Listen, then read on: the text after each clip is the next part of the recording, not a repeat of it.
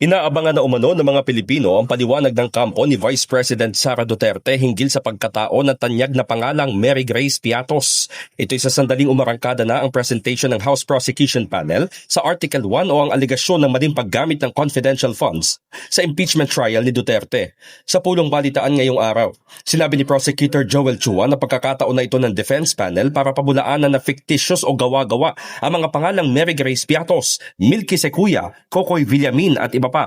Ako naniniwala, inaabangan din ito ng ating mga kababayan kung itong mga pangalan bang ito ay totoo o nag-i-exist ba to o hindi o ginamit lamang ito para pagtakpan yung liquidation nila ng mga pera. So lahat naman tayo nag-aabang kung ano magiging tugon dito ng defense.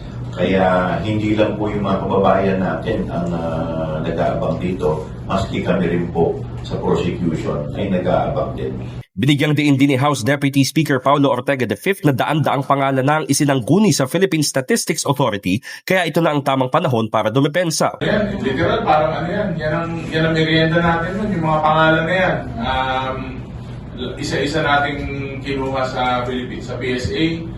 Kung nag-i-exist yung mga yan, halos 200, 300 po yata ang hindi nag-i-exist dun sa mga pangalan yan. So, nandito na tayo, sabi ko, ito na yung perfect stage. Ito na pinaka-importanting part. So, Samantala, umaasa naman si Counsel for the Public Prosecutors Attorney Lorna Capunan na lalabas sa paglilitis si Mary Grace Piatos, lalo't marami siyang outlets na napagtanungan. Sa dami naman kinain ko ng semada at cheese rolls sa lahat ng Mary Grace outlets na yan, wala daw silang kilalang Mary Grace Piatos.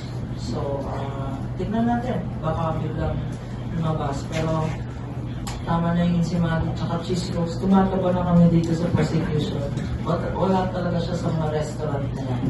Ang pagtalakay sa 612.5 million pesos na confidential funds ay mangyayari pagkatapos ng testimonya ni NBI Director Attorney Melvin Matibag ukol sa grave threats. In the heart of changing lives, ako si Brigada Haji Caaminio ng 105.1 Brigada News of Manila, The Music and News Authority.